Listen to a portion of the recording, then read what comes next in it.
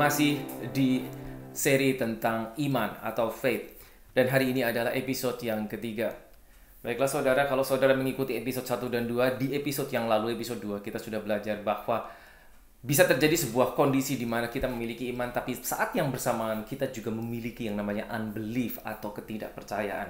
Nah, seringkali hal ini menimbulkan pertanyaan, karena mungkin orang akan bertanya, bagaimana mungkin saya punya iman, tapi kok bisa pada saat bersamaan saya punya yang namanya unbelief atau ketidakpercayaan. Nah, kita sudah belajar dari cerita di episode minggu lalu pada cerita Matius 17 ayat yang ke-20.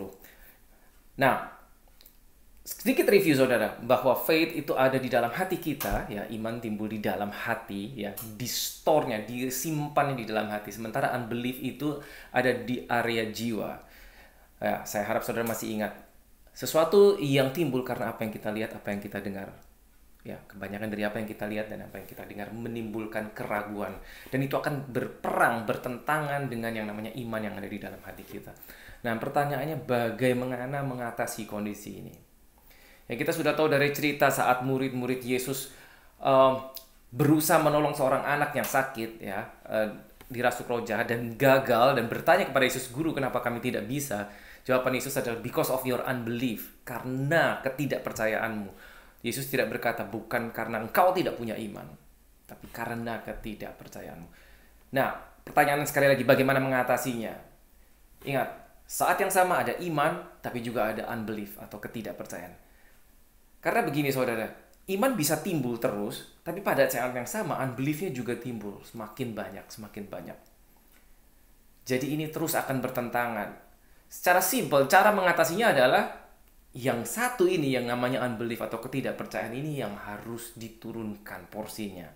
Dengan cara ya tentu saja menutup pintu dari hal-hal apapun yang menyebabkan, yang berpotensi menyebabkan unbelief, yang berpotensi menyebabkan ketidakpercayaan. Iman masih tetap ada, betul. Katakanlah iman kita level sekian, tapi kalau unbelief-nya juga sekian, akan sama, 50-50. Ya, ini akan terus berperang di dalam hati kita, di dalam diri kita. Kita harus menurunkan porsi unbelief-nya, menutup pintu dari hal-hal yang bisa menyebabkan ketidakpercayaan. Apa itu? Semua data negatif, semua negatif report, semua segala sesuatu yang dari dunia ini, tentunya dari dunia, karena iman dari sisi satunya, dari firman, yang berpotensi menyebabkan kekhawatiran, ketakutan, dan ketidakpercayaan. Itu yang harus kita tutup, sehingga ini porsinya turun. Dengan demikian faith kita akan terus bisa berfungsi atau terus bahkan naik. Demikian saudara. Nah, kembali ke classic teaching tentang faith atau ajaran klasik tentang iman yang selalu kita dengar terus. Nah, ini saudara akan lihat kembali lagi kita sedikit ke Markus 11 ayat 22-23. Mari saya ajak kembali sedikit ke Markus 11 ayat 22-23. Ada yang menarik di sana saudara? Ya, Markus 11 ayat 22-23. Ya, saya bacakan dari versi King James. Saudara silahkan ikuti dengan versi saudara. So Jesus answered and said to them, have faith in God. Have faith in God, di dalam Tuhan. Milikilah iman di dalam Tuhan. Nah, versi yang Old King James, have faith of God. Jadi ada in God dan of God. Nah, kita akan bahas itu lebih jauh di episode berikutnya. 23. For assuredly I say to you, whoever says to this mountain be removed and be cast into the sea, yeah, and does not doubt in his heart, but believes that those things he says will be done, he will have whatever he says. Nah, saya lanjut satu lagi. 24. Therefore I say to you, whatever things you ask when you pray, believe that you receive them and you will have them. Nah, kita sorot di ayat yang ke-24. Apapun yang kau doakan, percayalah kau telah menerimanya, maka kau akan mendapatkannya, akan diberikan kepadamu. Nah, ini seringkali menimbulkan pertanyaan juga, saudara. Pada saat kau berdoa, percayalah engkau telah, maka kau mendapatkannya. Saya buka yang bahasa Indonesianya, karena saya di Alkitab saya adalah tidak ada bahasa Indonesia. Coba saya ambil yang bahasa Indonesia.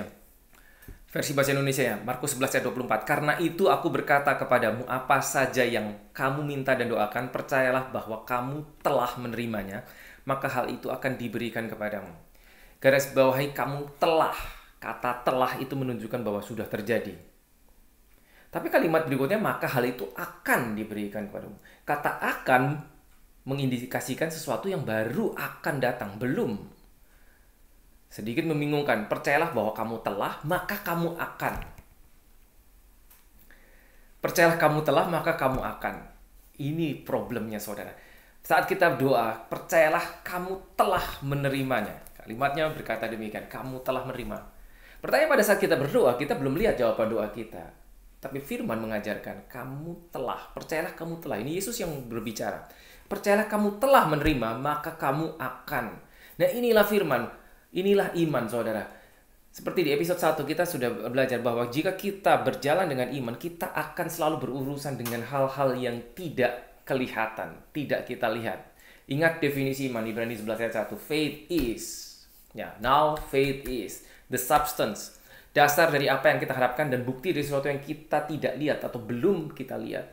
Dan ingat, pasti kita akan berurusan dengan yang belum terlihat. Makanya kalimatnya berkata demikian, percayalah bahwa kamu telah, meskipun kamu belum lihat, tapi kamu harus percaya kamu telah. Bagaimana ini bisa terjadi? Bagaimana kita bisa bertindak demikian? Sekali lagi, itu di dalam hati kita saudara. Kita percaya kita telah meskipun kita belum lihat hasilnya. Ingat saudara, maka kamu akan menerima. Maka akan. Memang secara manusia terdengar mustahil.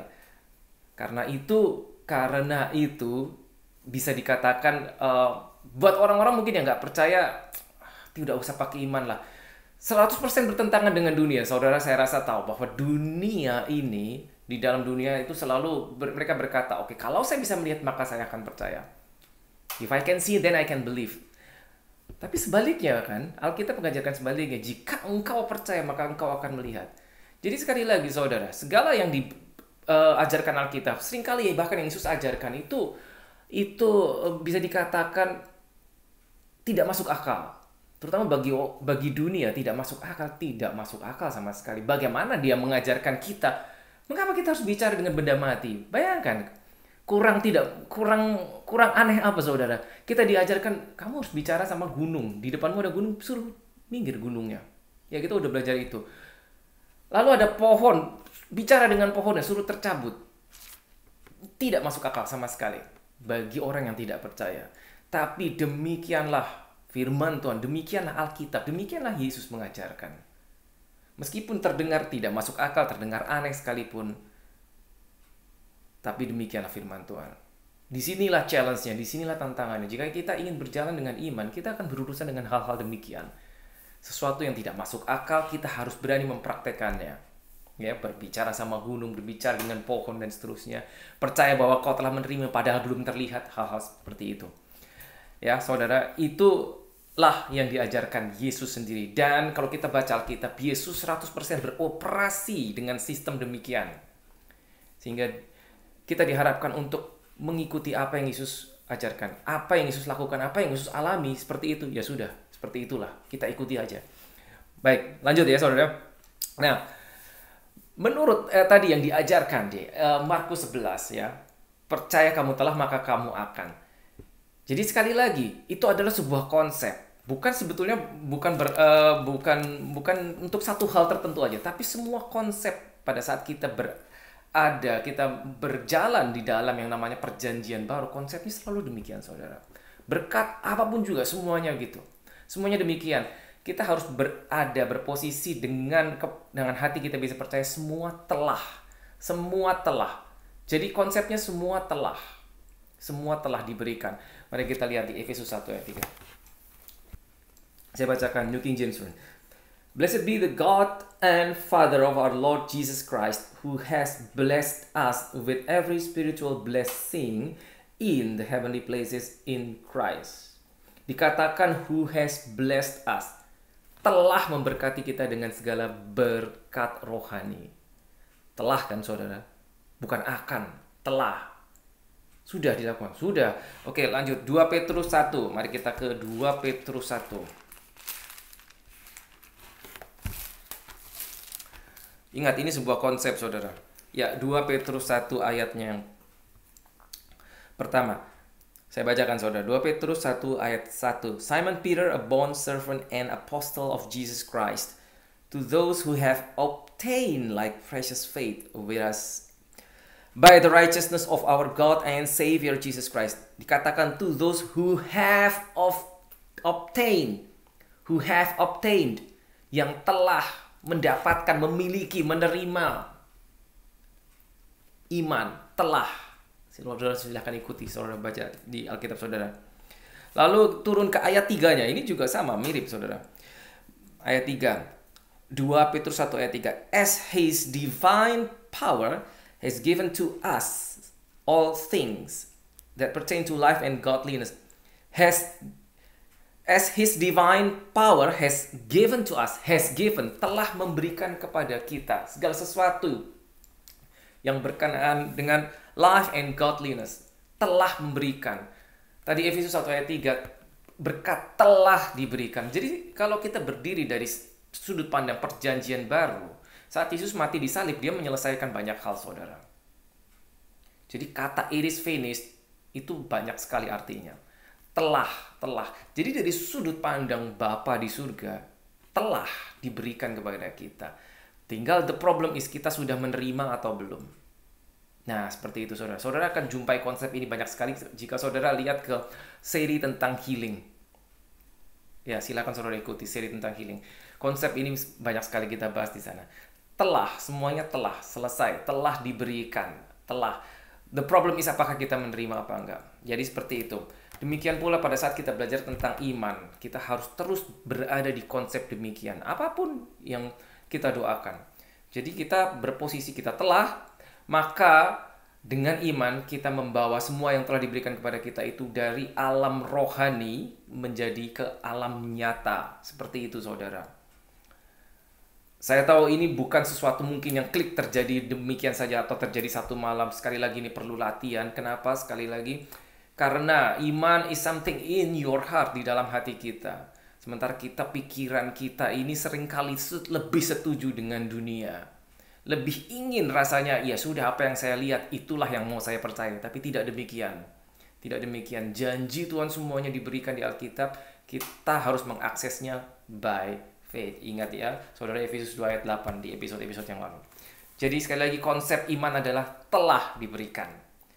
Telah, maka kita mengaksesnya dengan iman. Ya, demikian. Oke, baik, kita lanjut.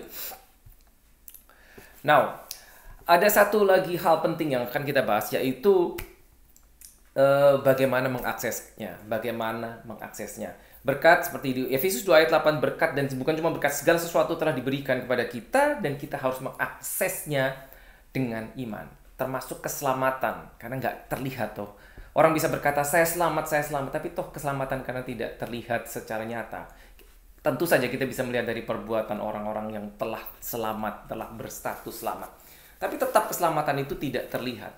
Sehingga pada saat kita mau diselamatkan pun itu sudah diberikan kepada kita, maka kita mengaksesnya dengan iman. Ya, ingat saudara. Nah, bagaimana caranya? Selalu dengan memperkatakan. Jadi saudara ingat, mulut kita ini luar biasa. Ada kuasa dalam perkataan kita. Apabila kita seorang yang diselamatkan, saudara lahir baru, saudara dibaptis Roh Kudus, ada kuasa di dalam perkataanmu. Sehingga benar-benar kita harus menjaga mulut kita. Karena ini akan kita pakai untuk mengakses, untuk mempraktekkan iman selalu dengan perkataan. Perkatakan apa yang kau percaya. So you say what you believe and you believe what you say. Perkatakan apa yang kau percaya dan kau juga harus mempercayai apa yang kau perkatakan. Demikian cara kerjanya. Alkitab mengajarkan kita.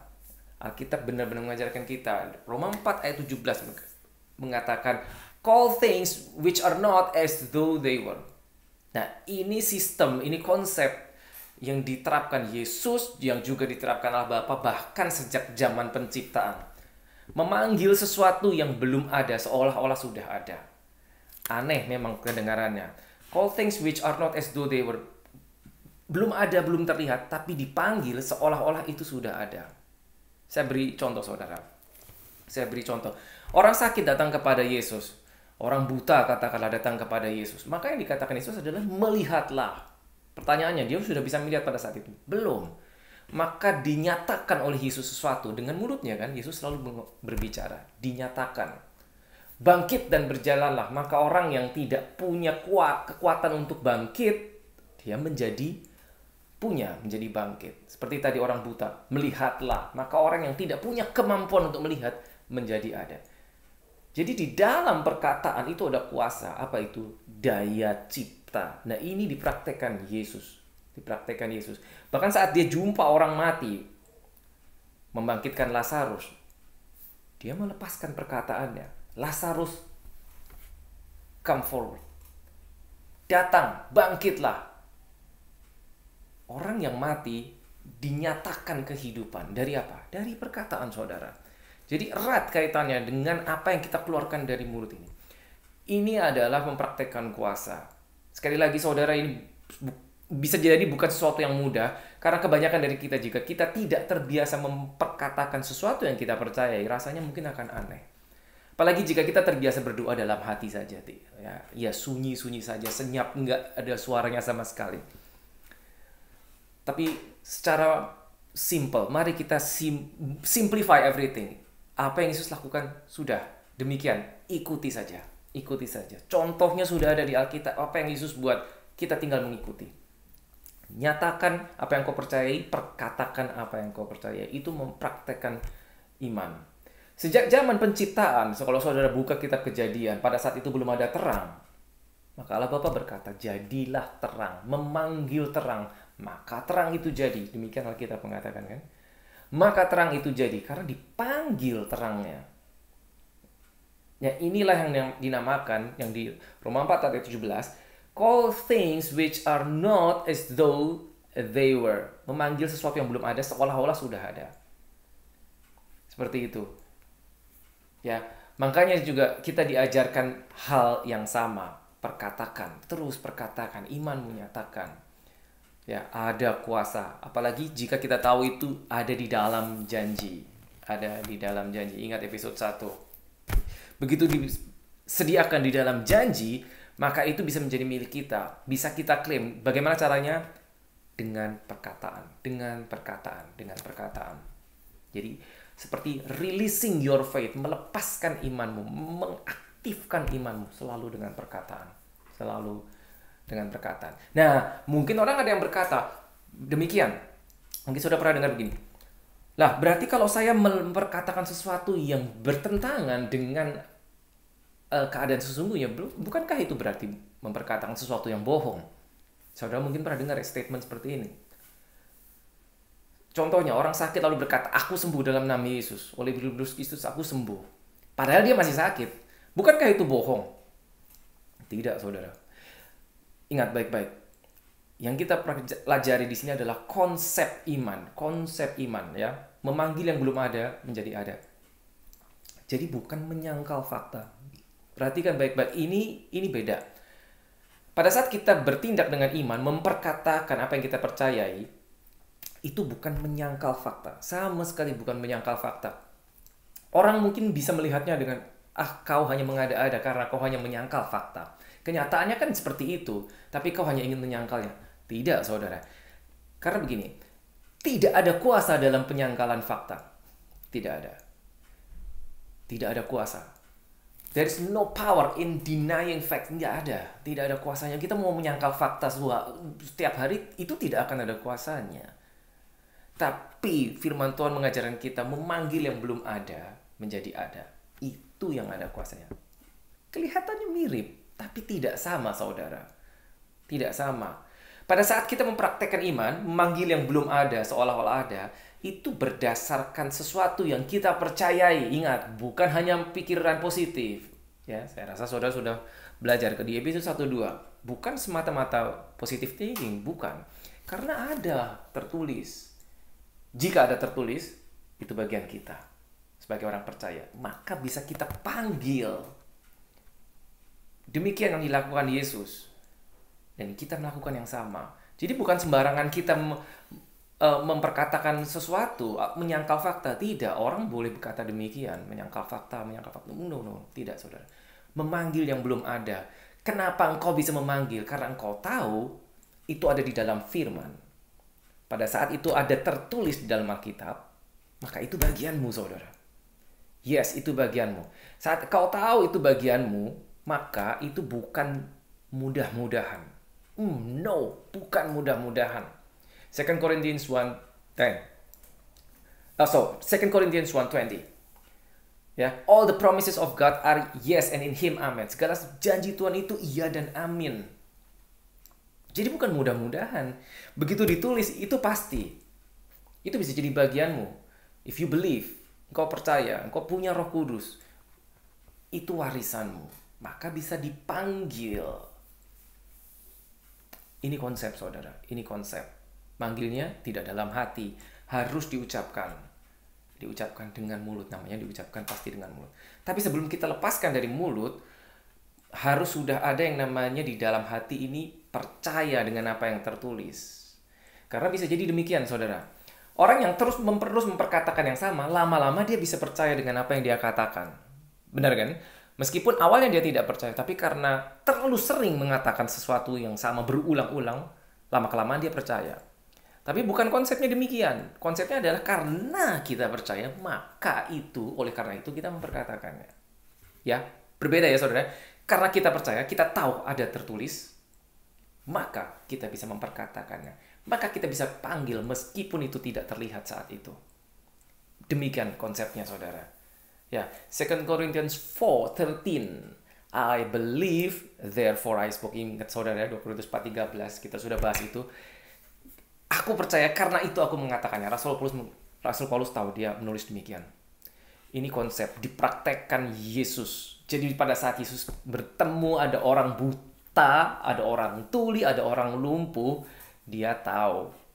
Dia bergerak 100% dalam kuasa sebagai king, anak manusia, the son of man. Tapi dia tahu di dalam kerajaanku ini tidak boleh terjadi.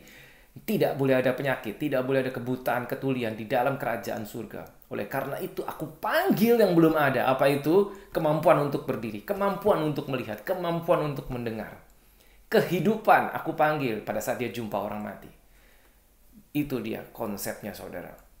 Jadi bukan menyangkal fakta. Sekali lagi bukan menyangkal fakta. Bagi orang yang tidak tahu sama sekali, mereka hanya berpikir, itu kamu hanya ingin menyangkal fakta. Tidak, saudara. Jadi apapun kondisimu, saudara.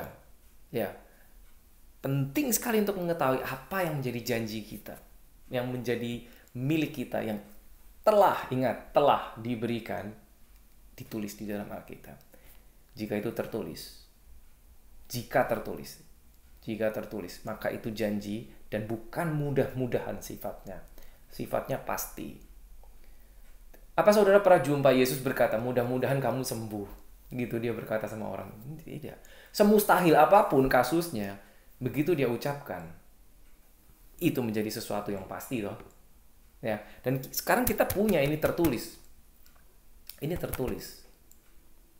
Ya. Kita harus berani percaya bahwa apa yang tertulis ini pasti. Apa yang tertulis ini bukan mudah-mudahan. Apa yang tertulis ini bukan cuma huruf, bukan cuma kalimat, saudara. Bukan. Alkitab sudah mengatakan firman Tuhan adalah roh dan apa? Hidup.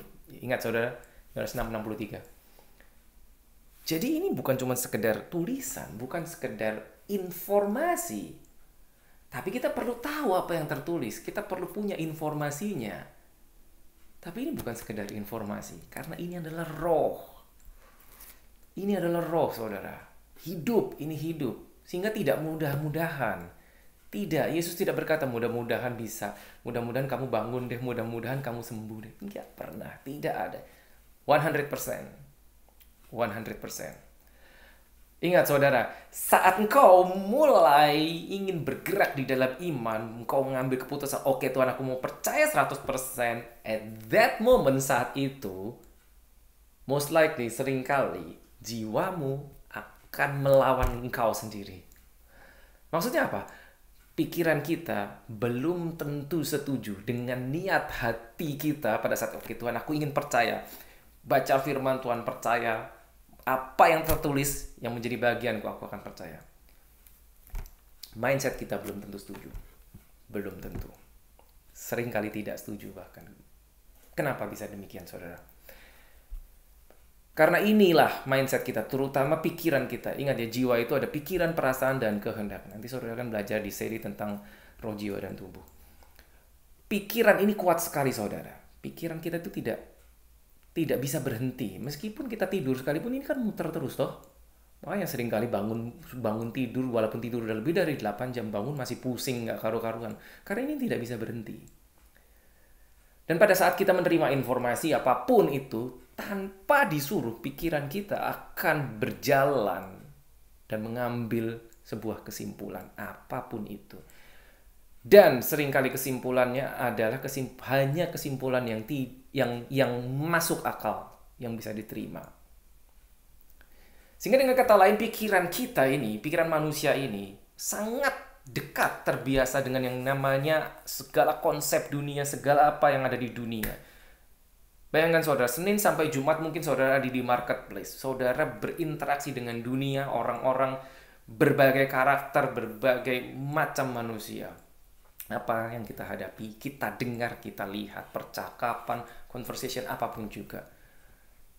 Berapa jam bayangkan saudara? Lalu kita menghabiskan waktu dengan ini, dengan roh ini tadi yang dikatakan firman Tuhan adalah berapa jam dalam seminggu? Lebih banyak mana porsinya? Maka tidak heran jika pikiran kita lebih setuju dengan yang itu, dengan yang dunia. Terbentuk gitu, terpola dengan ya sudah apa yang dunia katakan. Yang dunia katakan seperti tadi yang sudah kita bahas ya. Saya akan percaya jika saya melihat. Maka ini seringkali begitu, saudara. Maka begitu kita mau mengambil keputusan mau ikut yang ini, Alkitab, ingat, ini supranatural, saudara. Maka seringkali pikiran kita melawan. Nggak mungkin, mana bisa, dan seterusnya. Nanti aja. Bagaimana kalau, segala macam. Jadi terjadi peperangan di sini. Antara ini dan ini. Antara yang dari roh, dari dalam, dan yang dari pikiran. Ini sering-sering kali terjadi. Sekali lagi, bagaimana mengatasinya? Porsinya mana yang lebih banyak, as simple as that, itu yang akan menang.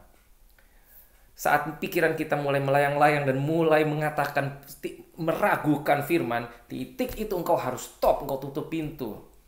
Dan sekali lagi ucapkan dari mulutmu firman. Tidak cukup dari dalam hati saudara.